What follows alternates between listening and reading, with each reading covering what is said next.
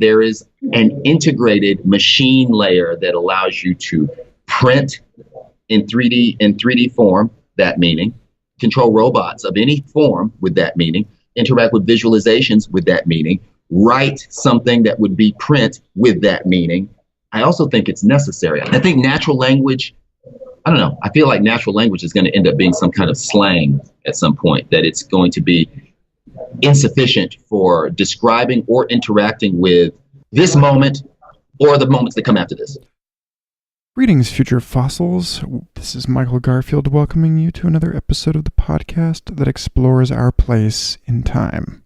When I was in college, I was diverted from a lifetime obsession with paleontology by a series of animal communication papers I read. Martin Nowak, then at Princeton, later went on to found the Department of Mathematical Biology at Harvard. These papers talked about the emergence of modern language from a mathematical perspective as a catastrophic bifurcation in simpler forms of animal language, where one word communicates an entire scenario. And in the complexity of human society, however primitive, we developed so many evolutionarily relevant scenarios for ourselves that it became easier to remember the syntactic rules than to try and remember a new specific word for every new relevant life experience that we were innovating in these social spaces. And something like that is going on now. And I think that the person who exemplifies this more than anyone that I'm aware of is Onyx Ashanti.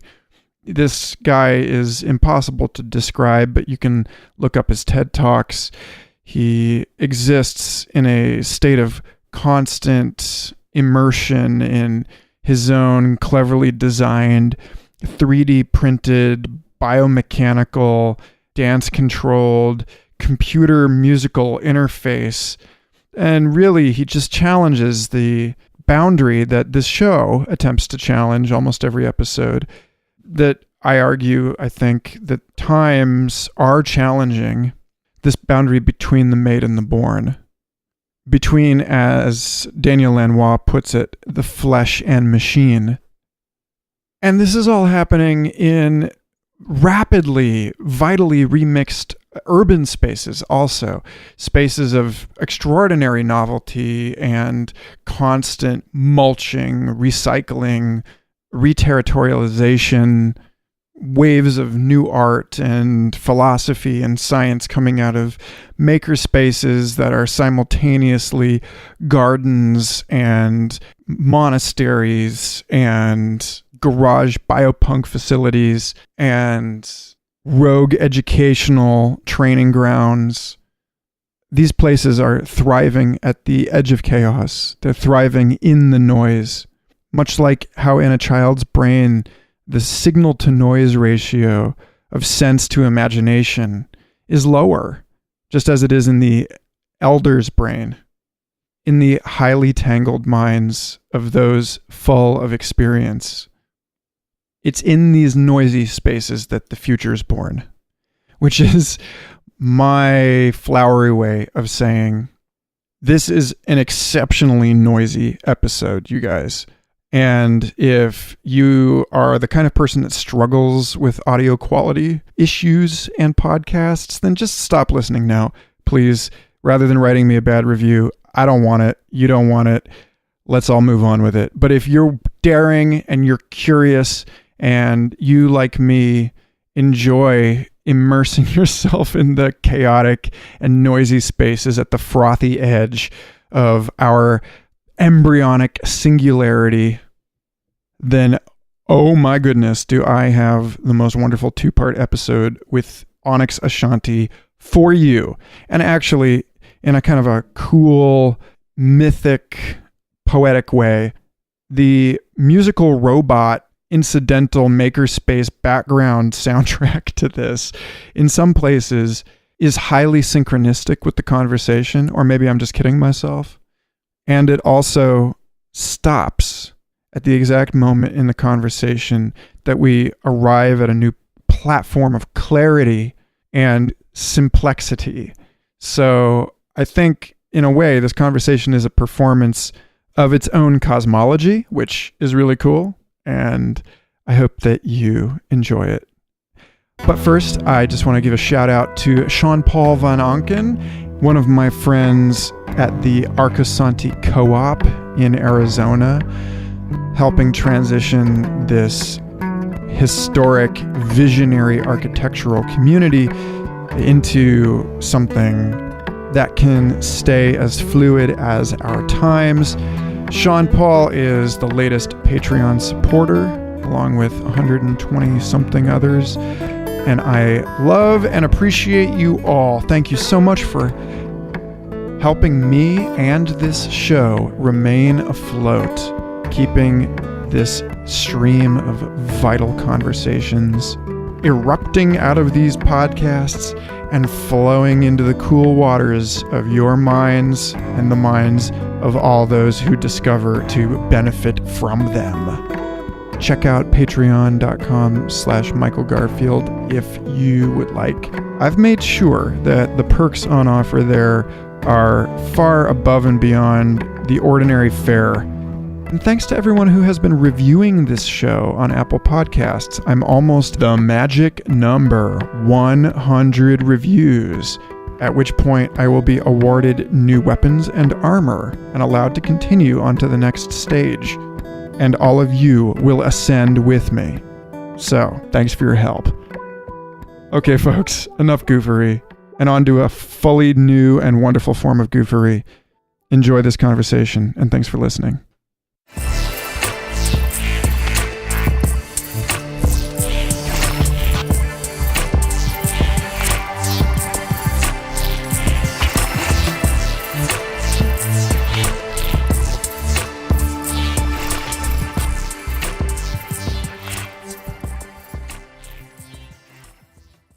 Onyx Ashanti, it's great to have you on Future Fossils podcast. It's great to be on Future Fossils podcast. That's a mouthful. Future Fossils podcast. Yeah, I thought about putting it out on Fridays, and I was like, that's just asking for tongue-twisting revenge. I thought too much. Yeah. Well, dude, I know that not everyone can see you, but I hope that they can determine from the well-selected cover image I'll use for this episode. They can hold that in your mind. We were just saying, I've never had anyone answer Skype for a video call wearing an EEG headset that looks for all the world like it was custom 3D printed by you. Yeah, it was. Oh, that's what. Oh shit! It has a. That's how. Is that the? That's the mouth. That has a mouth. That has an accelerometer, the breath sensor, and LEDs here when it's on, and all that. And so when I don't need it, I can just put it on. I'm having a geek moment. So I don't know if you recall, you and I met at Moogfest in 2016, real briefly, which was a treat. It was right after I'd given a talk on techno shamanism, and I was like, dude, you are such a perfect guest for this show. So, so what are you working on right now? You said you're putting some musical robotics together for a show. No, a friend of mine does musical robotics, and he's here visiting, and so he's setting that. That's what you'll hear in the background. Is him cranking everything up. Cool, man. Yes, it's very fresh. What is hot on the plate right now? I'm in the process of kind of preparing for what I'm calling at this point, a winter session of kind of exploring the zeitgeist of now. It's like there's a thing, there's a poly thing, a meta thing that's happening. And it's very interesting to interface with it right now because it's a new kind of a thing. It's, we're globally networked. We have, access to technologies and information that are only limited by our ability to comprehend them. So I'm very interested in taking this moon phase, the winter phase is like my moon phase, and taking this moon phase and really kind of going into what is this moment that I'm inhabiting right now, this exponential moment, especially watching Bitcoin blow through predictably for some and, so scarily for other people. It's, watching it do what it was supposed to do has been very interesting, and finding and interacting with ways of exploring that blockchain idea that aren't just about the economics and getting rich quick and holding until I'm a millionaire and then what? Yeah, that whole part of it is annoying. Your work is so deep and interesting that I definitely don't want to devote the whole recording to talking about blockchain stuff, but you are one of the only people I've heard out there who's really excited about the long-term freaky biomechanical creative possibilities in this space, and what it means to have at its core this distributed ledger idea, and blockchain's not even the only manifestation of that, but this idea of a disintermediated system. I can see how that really appeals to somebody who spends as much time as you do making your own custom musical components and electronics, and it really, the maker part of this, the idea that we can move beyond just printing items, objects, put heads and shit, and get into making our own financial systems, making our own legal systems, and that's where it starts getting kind of nuts, honestly. Imagining forward into a world where the spirit of garage biohacking applies to things that we've ordinarily taken as the province of governments and large institutions. That's already happened. Most of the innovation isn't coming from these other places. They're coming from people who are metabolizing information. I look at it differently. I'm interested in language constructs now.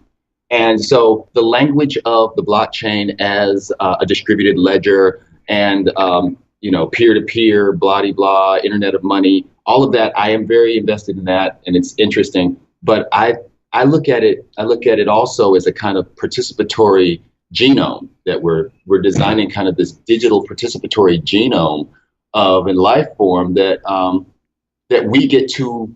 This life form is going to spawn other blockchain, choice chain type of entities that we will fit meaning onto. So I think looking at that, while not being, of course, the economic aspect is inevitable, but I think it's looking at, I've been kind of fixated on Marshall McLuhan the last couple of weeks, and one of his quotes that the future of the future is the now.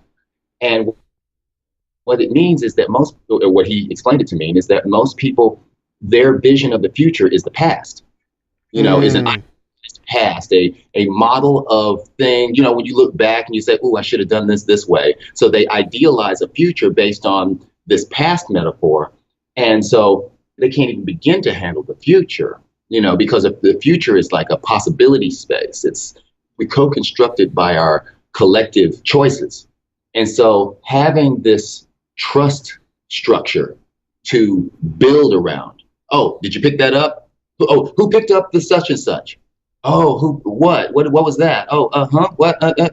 See, then our collective choices can fall apart because maybe the systems we use to make those choices collectively get overwhelmed by ideology or inefficiency or bad formatting of protocols. But the idea of a blockchain, see, that's the thing that's really interesting, is that all the people who look rearward, look into the past for their future, we'll just control the blockchain and then no.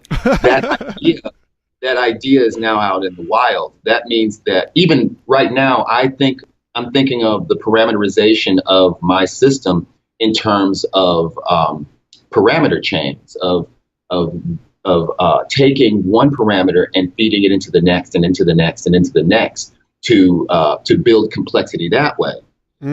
It's something that is born of my interaction with and meditation on the blockchain. I don't even own that much of a Bitcoin. I spend it. I'm not a holder. I'm a spender. I have a way that I like to spend with it, but I have had a chance to meditate on it for the last 4 years of having it be my primary thing. And I can see that if we investigate this genomic aspect of it and kind of push our time horizon out of it, we're so busy thinking about how quickly it's going to reach $100,000. We're not thinking about all of the changes that are inevitably about to pop off in a very fast way in the next 3 to 6 months, maybe the next 30 to 60 days. We're in an exponential time space right now. This isn't just linear, like, well, and by 2023, nobody knows what the fuck's going on in 2023. The only people who know that are people who are collapsing possibility down to probability by doing it. You see? Yeah. That's actually one of the things that guides and inspires this show is, I saw this really interesting thought piece on like who owns the future. Like the future is this idea, and like you said, like typically when we're presented with an idea of the future, at least, over the last few decades in, most of the quote unquote developed world, it's based on like the imagination of a very small group of people who tend to be the technological haves, and so we're all just sort of getting, as like Doug Rushkoff would say, programmed by this elite. And so we're not programming our own ideas of the future. My friend Violet Luxton, who I shout out to here because she's a student in California who's working on the intersection between like music and biology and this idea of like designing new instruments as like, cybernetic augmentations, parts of the body, very much in your wheelhouse, I'd say. And yet she's also very socially aware and aligned along, the issues of the marginalized and repressed. And you get into this thing about, the future, quote unquote, the future. Like, whose future are we talking about? I think when they had you out at Moogfest, you were part of the Afrofuturism track for that, right? No, I wasn't. No, you weren't? No, I was very surprised by that. Yeah, so like a bit on that panel. Yeah, exactly. So like there's this thought of like Eric Davis, another one of my favorite people, had a series of podcast episodes on his show Expanding Mind that explored Afrofuturism and the relationship between the esoteric and jazz and this vision of space that ran completely like the Sun Ra vision that ran completely parallel to and separate from this sort of like IBM House of Tomorrow kind of shit that everyone just sort of assumes. And there's a robust tradition of like African and Australian sci-fi that's like totally weird and different and wonderful. And I don't know. Yeah. I'm just pulling out stuff here because I think it's important for all of us to know that we do in fact have some stake in it. And in a weird way, I feel like as we start climbing this slope into the vertical, that our pasts become almost as malleable as our futures. But think about it. The past and the future all exist as constructs in your mind. The past is no more real than the future, except that you've actually lived through your own experience of a thing you call a past. Everything outside of your own experience is just rumor. It's just, and so we're making constructions of these other pasts based on what we were told and what we've experienced. Those are the two things. Either we've let someone convince us of something or we have experienced it. And even then, we can let people convince us of our perception of the thing that we're experiencing.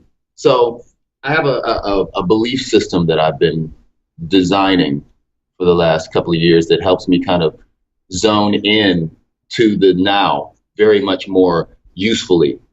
I won't go into the whole thing right now because it's not that deep. It's very skeletal system. There's no deities, there's no good and bad or any of that stuff. It's all harmonic resonance stuff. But in it, the past, in its most simple terms for me, is an experiential database of referenceable information, an encoding into the memory dimension. There has to be a memory dimension, or there would be no species. There would be no speciation of life. So there has to be a memory dimension of some sort. And so the past to me is the kind of like a stop off before it gets encoded into this memory dimension. And that futures are a way of collapsing possibility into probabilities. And so if someone can convince you that the future is going to be some fuck shit, I don't know if I can say fuck shit on your show, but absolutely. Yeah, that it's going to be some fuck shit, then guess what? You're going to be tuning into fuck shit constantly. You see, and then your futures collapse into trajectories of fuck shit. Yeah. You see? So the way that I look at the past now is I take all of the things that I remember and have a kind of cataloging system that make them useful for constructing futures that I find interesting and optimal. Yeah. You see? So on that note, I've been writing and talking and thinking about all of this stuff regarding these technologies like blockchain as continuations. It's like you said, which lens of history, which past are you going to sort of select for, and which future is that going to spit out in, the input output of it?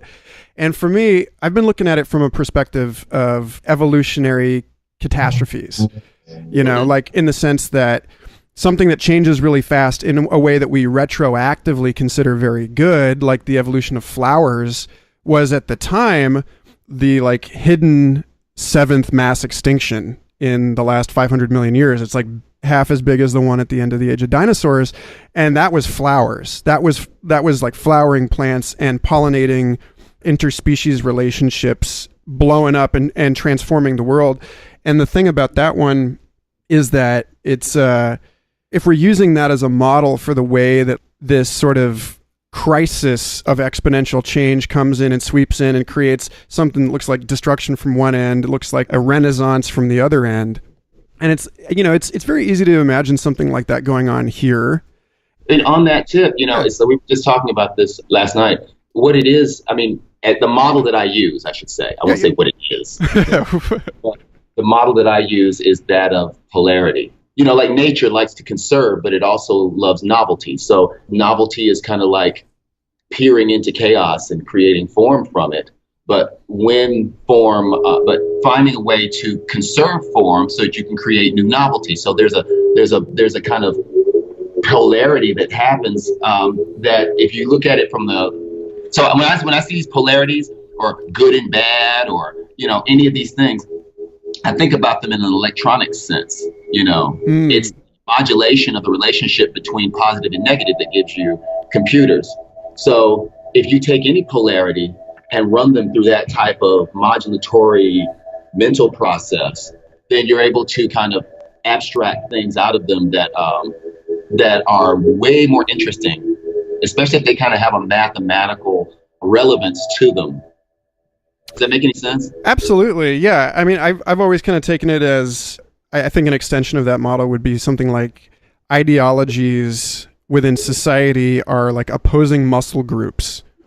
And that you kind of need the bicep and the tricep in order to move the arm, so you need your liberals and your conservatives, something that... Yeah, they're more like programs, it's like if the mind is a programmable system. That's something that I feel ever more strongly over time. It's an exquisitely programmable system.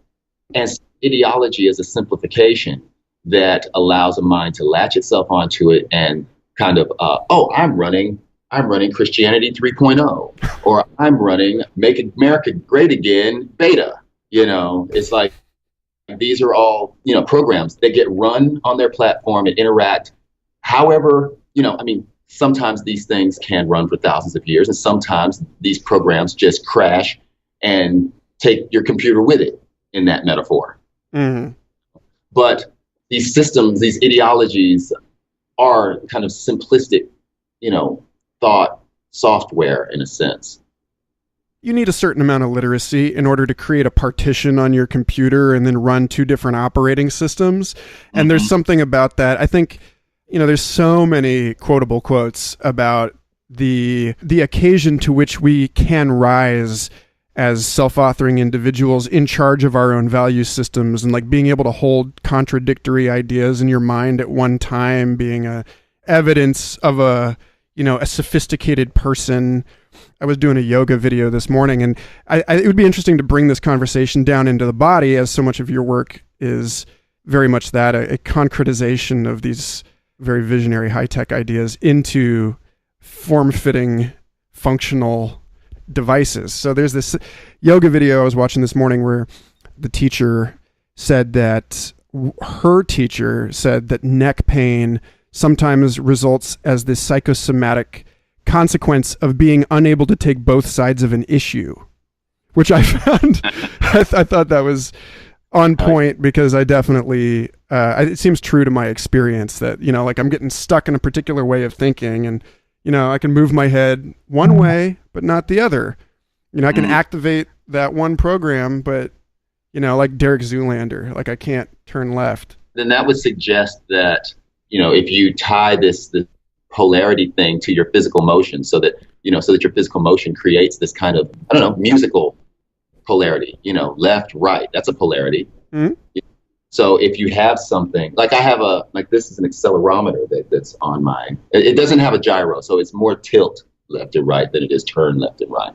But as a physical manifestation of that metaphor, I do think about that. I'm 47 years old. It's like, if I'm not moving, shit gets stiff.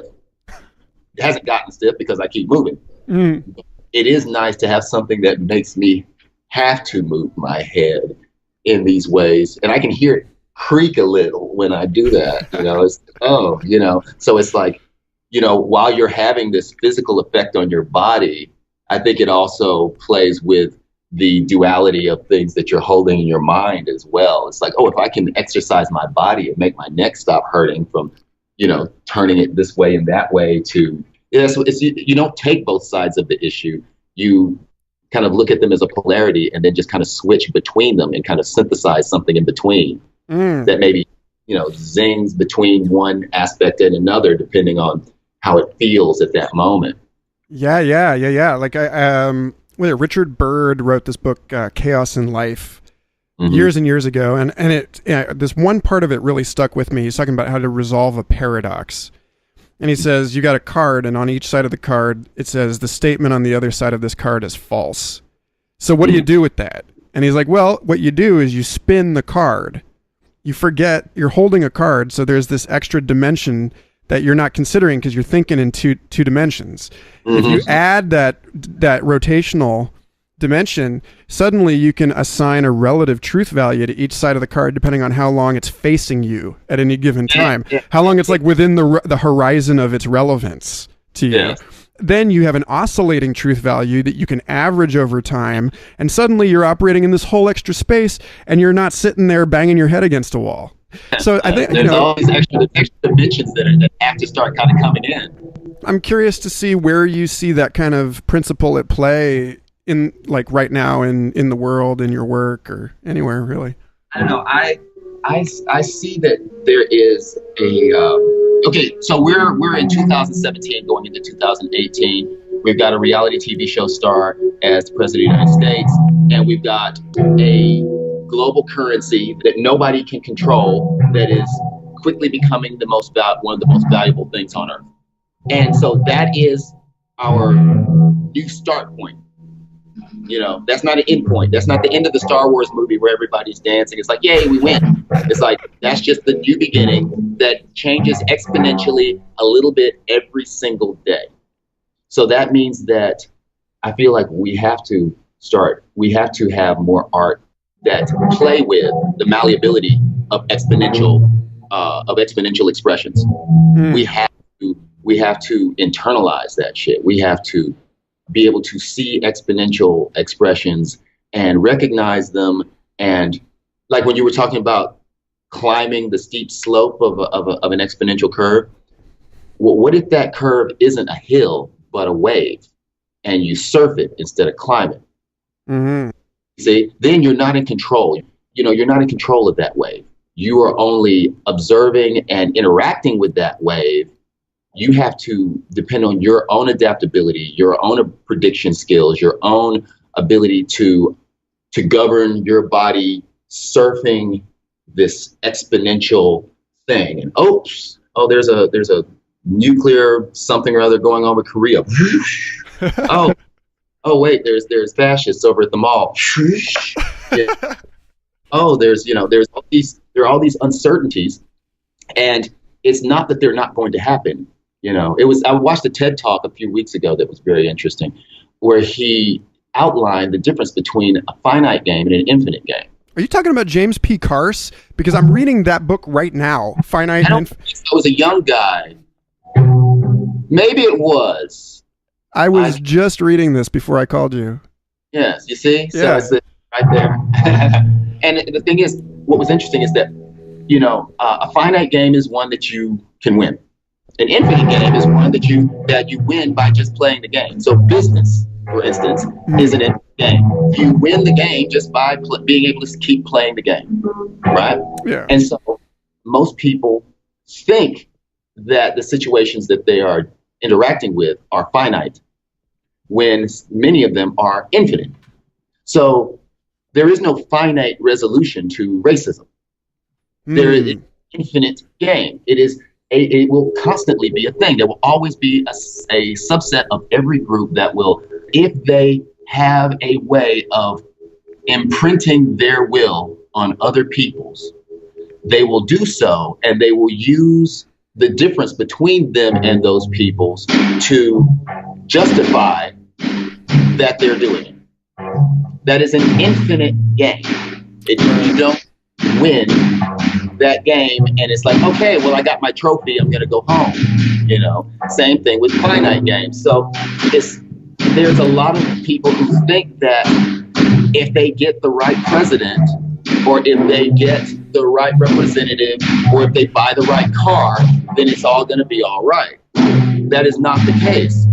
It is very, very not going to be all right. It has to be, there are evolving and exponentially complexifying streams of possibilities that can collapse into probabilities if you understand that possibility collapses into probability. Otherwise, you are believing what Fox News or some blog or some other thing is saying, which then you imprint that in your mind, and now you think you're playing a finite game. You think that if we just bring manufacturing back to America, that's going to make it all okay, or some other mythology that is useful for keeping people in place and controllable. You see, yeah. Right now, I think that there has to be more expressions of exponentiality and infinite games with exponential outcomes. So, like, for instance, maybe movies where at the end of the movie, there is a strength. That's why I liked AI. Mm-hmm. The movie AI, because it's, we got the little Pinocchio kid, and so he wants to be a real boy and all this shit. And then it's like all his whole adventure happens. Then he gets trapped underwater. I hope I'm not giving it away for anybody. If they haven't watched it by now, it's their fault. Yes, yeah. Just watch it on, whatever. So, but then, any other movie, that would have been the end of the movie. But then time goes on, hell freezes over, everything. And now they're excavating this kid out of whatever, some like TV aliens or whatever those things were. And they make some weird matrix where they bring his mom back to kind of brush his hair for an hour or two. And it's just like, whoa, what the fuck? What was that? It's like, now that was an exponential jump. But what would have been an even more exponential jump after that is, okay, well, now you have that moment. What do the alien people do with you now? What do you do with them? Do you get upgraded? Do you just hang out? Do you get bigger? Do you become a toaster? What happens? And so these trajectories, I think we're still stuck. It might even be our media culture, because American media culture likes to wrap things up in a happy ending, the happy after scenario. And I think that makes us retarded. It's like there should be a thing where the story ends and there is a certain kind of resolution that comes at the end so that you can complete it in a way that's fulfilling. But there should always be some expression that, oh, wait a minute, in the time that this story has traversed, an exponential amount of complexity has entered into the story. So even though this is happily ever after for movie's sake, there's a whole bunch of other singularity type shit, so that there's always this feeling like, okay, this can be a good moment, but the next thing is going to be exponential, and we will have to interact with it on its own terms. Totally. And derive good and bad and, all of these things, these abstractions that we put on things, we'll have to derive new ones. Because the threat right now is that there are many, many, many, many, many, many, many people who have no idea just how complex this world is and is becoming by the second. It's insanely complex. And the problem with that is that neurolinguistically, what happens is that people will shut down.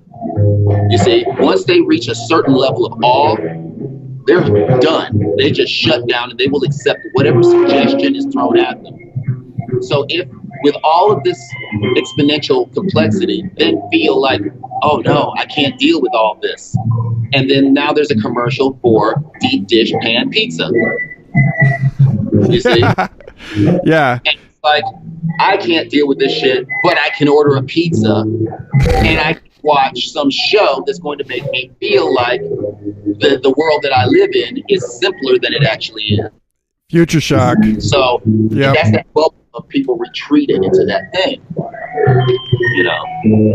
That's a very compelling trend line, I'd say, like as far as looking into the future and talking about collapsing possibilities into probabilities. I think it's Alvin and Marie Toffler nailed that one in Future Shock, that you're going to see more and more of these people kind of retreating to. And then there's also, in line with that, there was the recent research that they found that we actually have a cognitive bias towards using information that we're presented that contradicts what we think we know, and then like automatically filing it away as bullshit, and then saying like, okay, well that just makes my support for Donald Trump even stronger. Knowing that, you're all out to get him. Like, we have this thing where we do that. Consequently, you see this flaw in even like some of the best science fiction, because, even science fiction authors spend so much time like intentionally burning their hand on the flame of this exponential future, that they end up retreating. They're like, okay, but I still got to give it a tidy ending at the end of I've still got to wrap it all up somehow. Did you ever read Accelerando by Charles Stross? No. That's one that does what you're suggesting. That's one where the whole thing, 9 chapters, 3 generations of one family, and every time you tune in at the beginning of the next chapter, everything has changed. And everything is crazier. And it's this induced future shock for the reader. And it just opens and opens and opens and gets woollier and woollier. And you feel for these characters, because you're like, I'm only reading about this. And I've already crossed the line from like science fiction into magic, like I can't even deal with this shit. And like, you're living it. There's a flip to that as well. The flip is that, I got into tutting videos, I can't do that shit. I do what I do, but I can't. I could do it if I practiced more, but I'm not good with that shit. But the thing is that I've been watching tutting videos and some of the new dance stuff, and it's like the younger people, the ones that are like teens right now, they're very polydimensional in their dance moves. They're not just creating, let's say for instance breakdancing. Breakdancing was very much kind of a kinesthetic superposition. How many different unpredictable yet related moves can I do to this rhythm at this moment that are in context with the communication that's going on, right? Oh, yeah. But the newer stuff, there is another dimension there's a few more dimensions of time and space, so the moves go out back, up, down, to the side, twisted, and inside. They do like weird tesseract shit with their hands and all of that. And what it says to me is that these kids were born into this shit. They were born into global network society. And we think that their brains are fucked because, they don't know what it is to live without a tablet and all this shit. It's like we're looking, people who are older than a certain age are looking at that shit the wrong way. These kids are polytasking. They're able to hold many different points of information simultaneously. Some of them, not all. Yeah, but there is a strain of this generation that's able to hold multiple, like the guy that created Ethereum. What is he, like 22? Yeah, it's nuts. He was like 19 when it came out. Yeah. The world's first trillionaire. How do you just sit there and make this thing at 19? And there's a whole classification of these spoon vendors, all over the world. All over the world. And so that is already happening. And I think the thing that keeps me toying, one of them is, I remember in the 90s when software synthesizers became a thing. And at that time I was in my 20s, and I'm talking to other musician friends of mine in their 20s, and I was like, they were like, why are you playing that? It sounds like shit, And I was like, look, man, this stuff is on the cover of a magazine called Future Music. All the software, plugins, sequencers, all of that shit. There's a whole new generation of producers who will never know what it is to step inside a studio. They will be doing everything in their bedroom, and they will be doing it to a high level of sophistication. You won't even be able to understand what they're talking about if you don't get on this shit right now. And that's exactly how it turned out. So it's the same thing now. It's like these kids are going to be okay, especially there is a special class of the ones that are really, just buzzing with it. And they haven't even turned on yet. So if people right now, they're still being run by 30 and 40 and 50-year-olds and up. Wait till the 15-year-old, the people who are 15 right now, start running shit. And they'll start running shit probably in the next 2 to 3 years. And because there won't be any friction between them being able to express what they want to express and to be compensated for it without having to deal with all of the regulatory stuff, because none of that stuff. All the adult fuckery, they're just going to glide right past it. Yeah. You're 20 years old. You don't give a shit about making sure that all of these old systems exist, because all it means is that you're fucked for the rest of your very long life. So it's like all of that shit is caving in right now. And there's some of these kids that are coming into their own right now. They're very tuned in a way that people who are older than them can't even begin to understand, because they understand the network topology, the program topology, the interact. They make their own porn. They don't even download porn. They make their own. Like everything is this communal peer-to-peer thing. So I want to talk about art and creativity in this space, right? Because that's the space where you live in. And, I know you got time in Berlin, you got time in Detroit. When I was in Detroit in December 2010, I was on stage telling everybody, you guys are the next Berlin. You're looking at this moto-industrial collapse, this implosion, and then like this sink in real estate, and then suddenly you've got all these people squatting and forming artist collectives and stuff. And I haven't been keeping the best track of it in the years since then, but it does seem like here's another example where the non-duality of creation and destruction are really clear, and you start getting an inkling of the kind of awesome stuff that happens when a big tree that's been taking up all the light in the woods falls over, and suddenly all these fungus and saplings and stuff are rushing up, and it's this moment of creative awesomeness that seems like it actually requires some collapse in order to facilitate that. So I almost feel like hanging out in Detroit in a makerspace like this, you're standing on the prow of the boat of civilization. And I'd be curious to know what you see from that spot.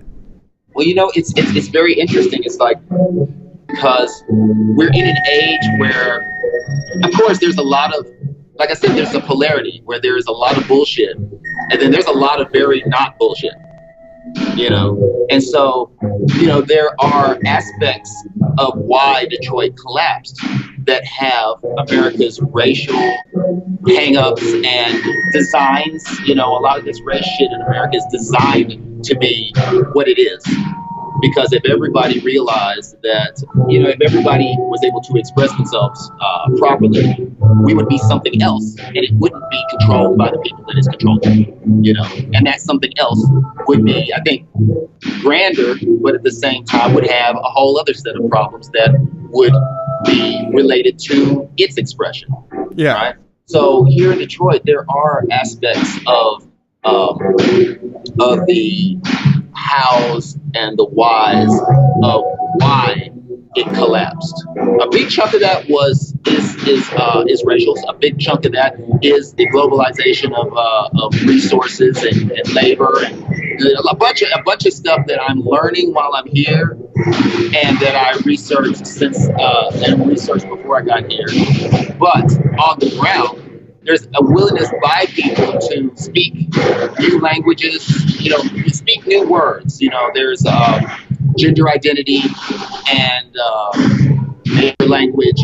There is ecological language of urban gardening and planning in such a way that is sustainable for food and things of that nature. So there's a lot of different language constructs that are emerging out of this soup, and it is yielding very interesting results. There are the normal markers of gentrification and all of those things, but there are also these exponential expressions that are modulating with those other movements. I think everything is modulating everything else. So gentrification is modulating, say, for instance, urban gardening and all of that, but at the same time, urban gardening is modulating Afrofuturism, for instance, which is a very strong construct here. So I don't know, when I lived in Berlin, we talked about Detroit as well. Artists know that in many places most places there's a golden age where you can do what you want and express the way that you want before the latecomers come, and then everything gets expensive, and then it's just a whole bunch of people fronting that, that kind of shit. And in Berlin, around 2010, we were talking about Detroit in the same light. But being here, I'm very much more interested now in being part of the conversations that are happening that can make it where I don't have to leave Detroit in 5 years because it sucks. Yeah. It's like there's a chance that, we could build structures here that ensure that artistic thing can keep itself alive. And that's the thing too, right? Because that's a very similar conversation going on around stuff like Burning Man.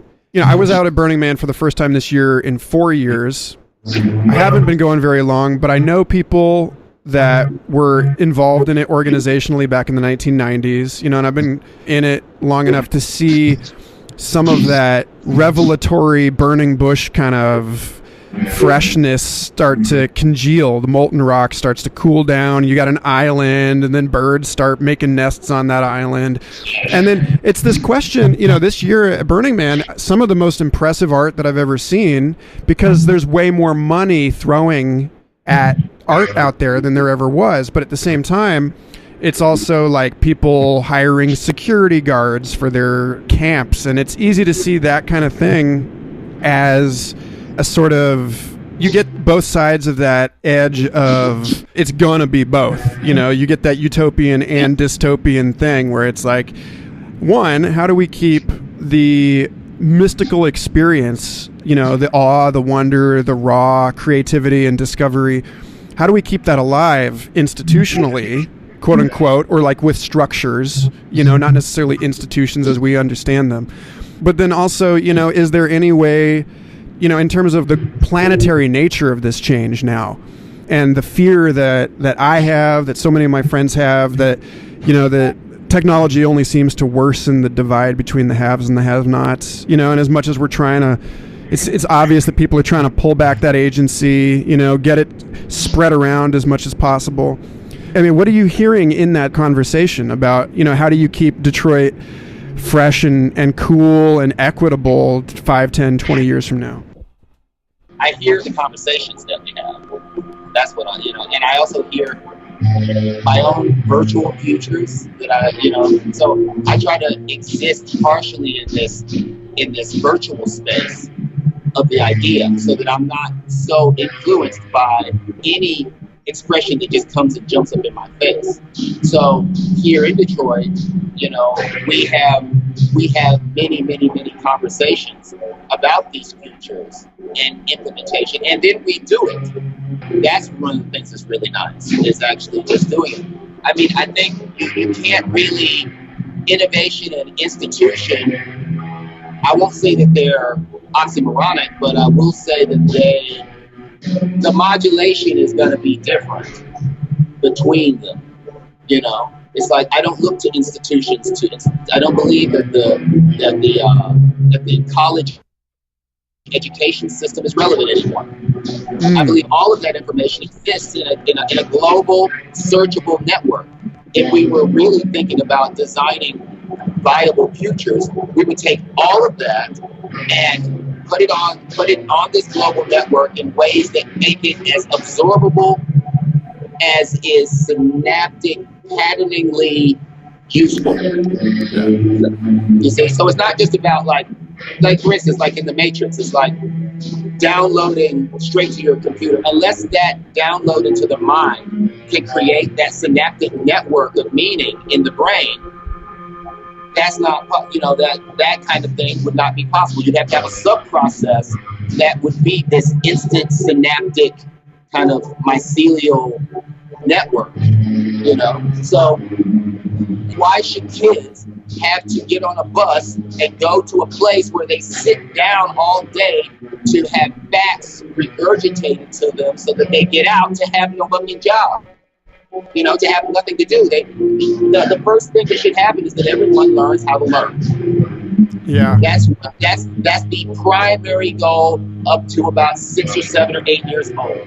How do you discern bullshit from something that you actually, and bullshit, one person's bullshit is another person's epiphany.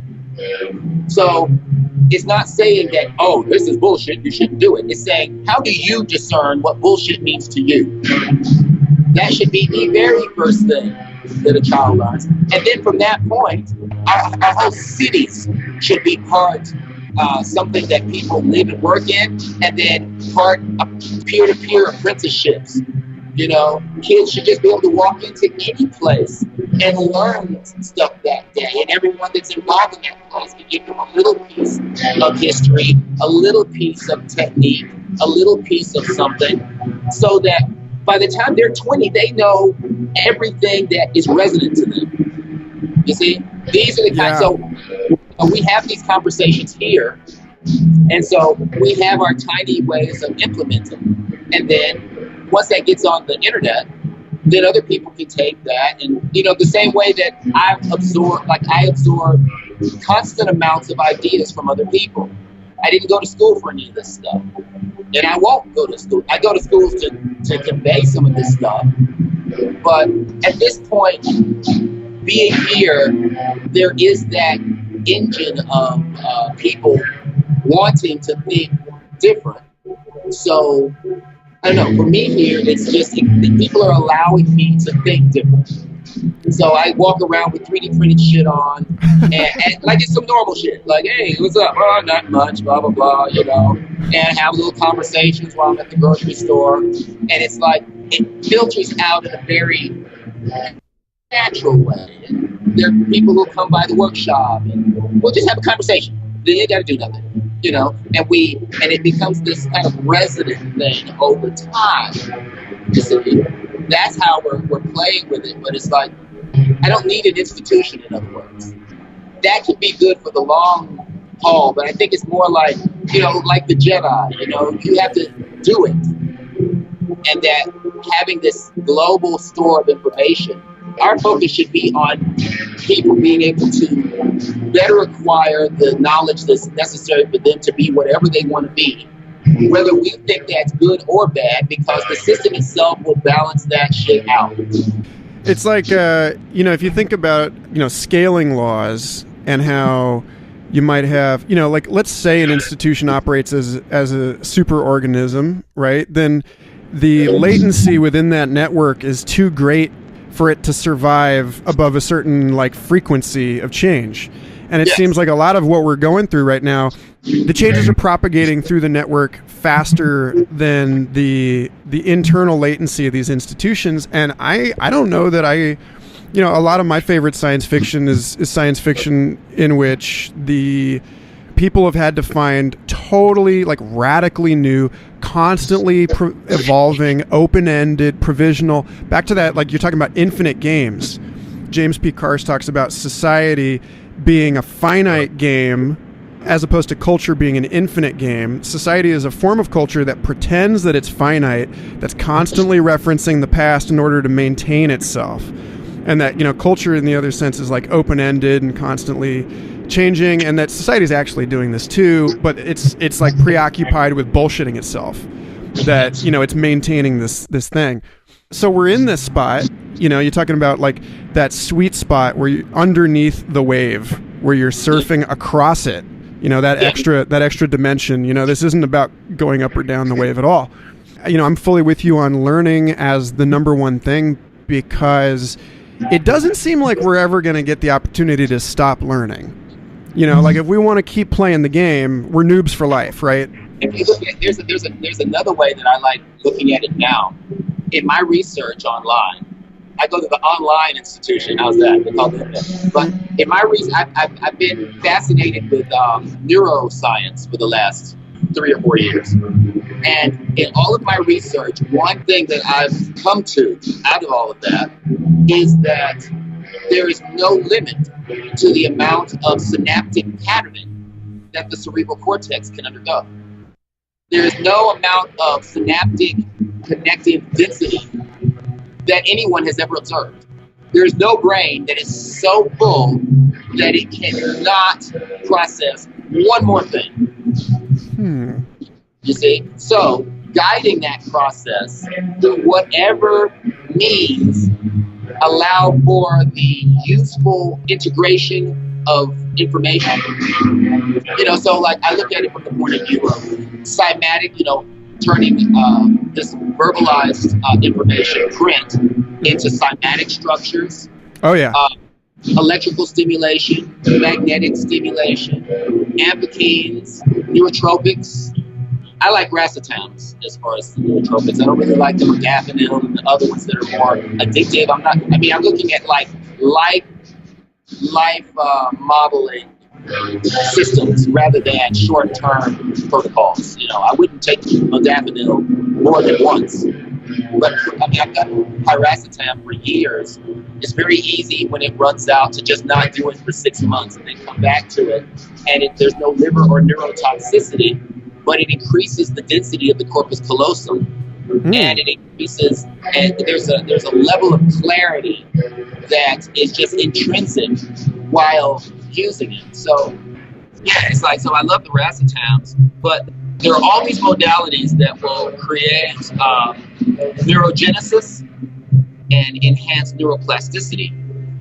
So, encoding that information in a way that the brain, I look at like I said, the strength that I like is that I don't know enough to be intimidated by the information. So I'll read words that I don't understand until I create a model that makes sense to me, and then I will test that model. And if my model is flawed, then I will know it instantly, and will instantly now have one particular possibility that I don't have to entertain anymore, or at least not entertain that way. And I can say, okay, that was wrong. So as a polarity to this, if this was wrong, then maybe this other thing, opposite of it, is right, whatever right means. Let me investigate this. And, okay, well, that's wrong too, but in a completely different way. And you start to kind of triangulate this relationship. So I see that, like, if there's, like my focus is getting away from all of these abstractions of ideologies and all of these other things and getting more into like a harmonic thing. If that harmony expressed binaurally, expressed in terms of electrical stimulation, alternating current, pulsed current, whichever, and being able to overlay, say, with a cymatic encoding system that it can interact with things like Facebook and my car and controlling my movies while I'm watching a movie. Can I turn my movie off and accept a call and, things like that so that I don't have to come out of that the kind of recursive interaction with my neural machinery is just there, just evolving. You see? So what does, say for instance, with AI, how does this intelligence perceive, if that is a term that can be used in regards to AI, how does it perceive the data that it is basing its thought processes on? What is, like, we might see its thoughts symbolically in terms of letters and numbers in lines of code and things like that. But I don't think that if you were made of, technically you could say we are made of code. If you decide to associate aspects of what we consider to be ourselves. Right, but it's a totally different substrate, and it's going to have a totally different phenomenal space in interior quality of experience. Yeah, Yeah. So is it sensing a linguistic representation of self, or is there a rhythm and harmony of numbers and patterns of pulses? Because this all comes back down to electrical pulses of intensely complex interaction, right? So I believe that even there, that there is a that music is the thing that it would perceive, but we would call that music patterns or whatever to make it make sense to us. But it would come down to these intervals of on-off at varying rates of on-off, which would imply sound. Kind of reminds me of Olaf Stapledon's book Star Maker. It was like, I don't know if you know about that book, is I think published in 1937, and he talks about all of this insane. He's like the number one most influential science fiction author of the 20th century. Like, blew Isaac Newton's mind when he was a kid, blew Arthur C. Clarke's mind when he was a kid. H.P. Lovecraft thought he was like the most important living author. This dude, he's talking about this character in Star Maker expands his consciousness by merging with ever more aliens through this sort of like astral projection mind meld until he's finally like the size of a planet, like an entire planetary civilization. And then they keep going and going, and they finally get to this point where he's able to he's like one with the entire universe that we have. But then he realizes that he's in this landscape of all of these other iterated universes. And that like the earliest universes were just like very simple, like low dimensional musical entity experiments, and that it all just grew out of that seed and became like a more and more complete musical expression. But that's like, it's all up in there. Yeah. Yeah. It's very interesting to explore it, because looking at music from the point of view of neuroscience, it makes it interesting. It's like I said, I'm going to be 50 in like 2.5 years, which is a beautiful space to be in. I'm really looking forward to it, because 40 was fucking amazing. But there is a level of boredom that comes in from just, there was a point where just playing for people for their benefit was just tiresome after a while. And so why would I play for myself? You see? So I play for myself. I play all the time, but not as an information modality. As a, playing, and even using the word play, but interacting with musical structures as an information and storage concept. It makes it a lot more interesting to think, how will this complexify? If this is the simple origin point that, I have, electrodes on my head. This is now a simplicity now. So how does that evolve over the next 2.5 years before I turn 50? What does that look like? And then at 50, what will be the thing that will be that I'll be basing simplicities on at that time? You know, I've been playing with this neuromodulatory thing of music as a complexifying modality. So each way of interacting with not just the sound, not just the music, but everything around it, the programming, the design, the kinesthetics, everything complexifying, because the music is being there's one more thing being added to the parameter chain, one after the next, and each thing adds an exponential amount of complexity. So being able to perceive and modulate that exponential complexity to the degree that you create a new next thing, I believe creates ever more complex. It's like having a memory of something and then a new memory of that thing being exponentially more complex than the last, and then a new memory of that new memory being exponentially more complex than that last. That creates a complexification of synaptic networks that, when one is not focusing on the music and focusing on, I don't know, making paper airplanes, that you would make a paper airplane that would be, with each level of complexity, that you would make a paper airplane that would be a singularity. Like the kind of paper airplane you give it to your friend and they're like, what the fuck is that? It's like, I don't know.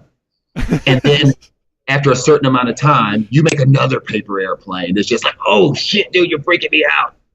Yeah, and then there's another paper airplane that's like, oh my God, I can't talk to you anymore. You know, that's the funny thing about all of this. When people talk about singularities and talk about this thing in the future, it's like, you know, to bring it kind of full circle.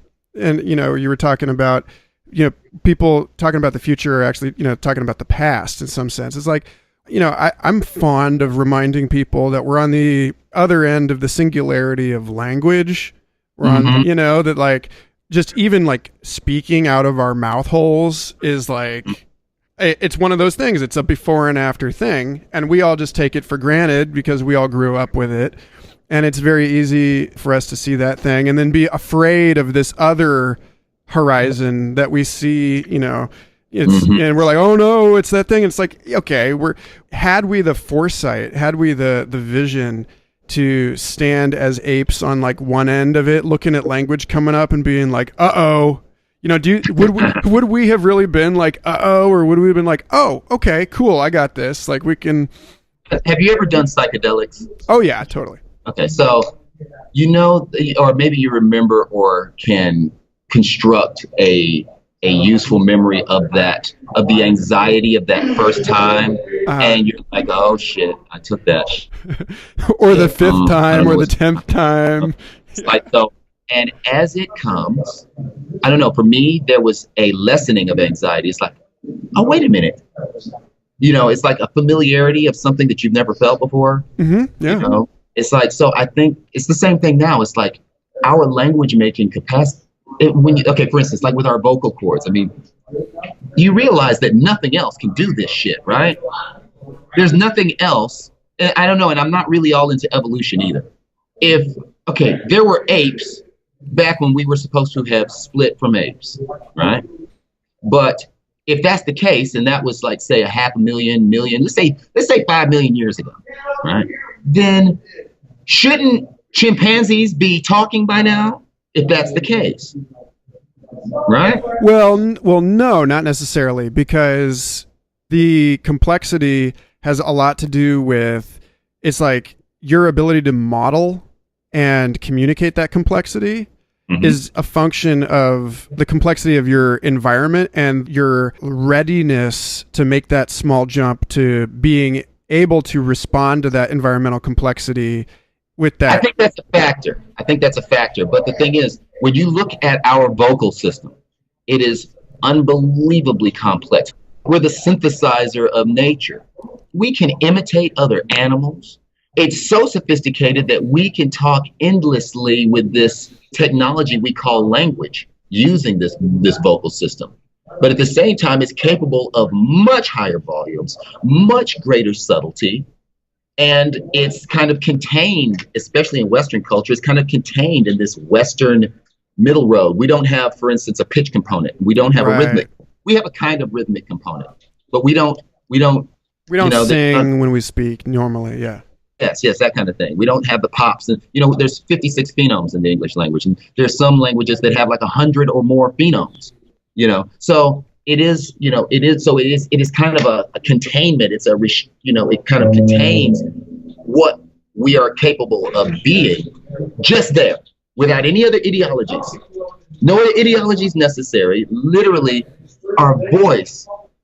I mean, I think that language properly expressed would produce the thing that you're talking about. If you're saying something, you wouldn't say it to describe it. You would say it so that it's there in your hand. The whole more perfect logos that.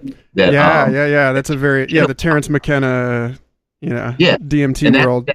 Yes, exactly. So it's like when you think about it in that. So now, how we speak now is one end of a polarity, and then manifesting something with your voice is another end of the polarity. What is that spectral investigation in between there that is interesting, that can look at this over here that we can do, and we know we can do, and we do effortlessly, and this other thing over here that just seems like some crazy bullshit? What is that cross modulation between those two things makes, of course, like right now, I don't know what sound I would make to make something appear in my hand right now, but I could emulate that procedure by saying something and then maybe drawing it and then going through a few stages to have it come out of a 3D printer. Yeah, I was gonna say, like, we're not quite at the crossfade sweet spot, but we're inching there with stuff like, okay, Alexa, I would like the drone delivery of this thing. Like that natural language interface for artificial intelligence is getting us real close to that spot where you can just describe how you want this thing to print this thing, and it's. I don't know, but even then, I think if we talk to a computer in the language that we consider to be language right now, there is no subtle architectural way of doing that. The words that we would use, okay, Alexa, 67 centimeter dodecahedral construct with a icosahedral door, blah blah blah. It's way too many composite parts of those words necessary there has to be a kind of a rhythm. I feel we need a more complex syntax, right? So that's where now we're at the part where it's like, this is what I was truly excited about talking with you about before we even got on this call, which is your work seems to be exploring this interface between the made and the born, where the entire body and all gesture and all movement and all brain activity and biometric data and all of this stuff become components of an even greater syntax that transcends and includes verbal language the same way that syntax in language itself transcended and included individual words and like gave us language. And that like what we have right now, language is like one word in this new thing where every possible motion, conscious, like autonomous or intentional, is now, and you get into like, I don't know if you, Diana Reed Slattery wrote this book, Xenolinguistics, which is one of these, she's talking about, visionary states, the DMT experience, and these like hyperdimensional languages that occur to people in these spaces. She wrote this language called Glide, where it's one glyph and it's constantly transforming. It's like a 4-dimensional tube of glyphs. I've been thinking about. Yeah, of glyphs. And so, this Glide as a language is really close to like something that you could conceivably activate with tutting. That you're actually getting into these micro gestures and that kind of shit. So, go for it. Very easily. Yes, very easily as well.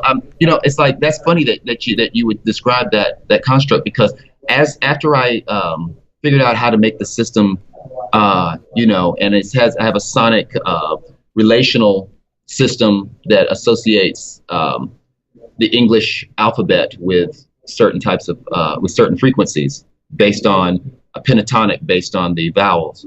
And what I'm finding is that, or the design that I'm looking at is something like that, where the words are kind of displayed to you as these harmonic structures of varying types. It's like they can be one after the other in a linear fashion, which isn't really linear in a sonic sense. It's more like explosions of sound in your ears, like pew, pew, pew, pew, pew. But the idea of linear is only really kind of a design thing.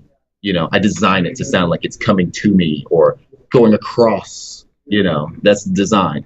But at a certain point that your brain, there is that sub-component of alphabet and verbal and print that would feed that process. But I think at a certain point, I'm feeling it right now, but I'll know more in about 4 or 5 months, that feeding that process, that eventually you start thinking sonolinguistically rather than, so there is still linguistics at its base. There is still a kind of syntax there, but I think that's transitional.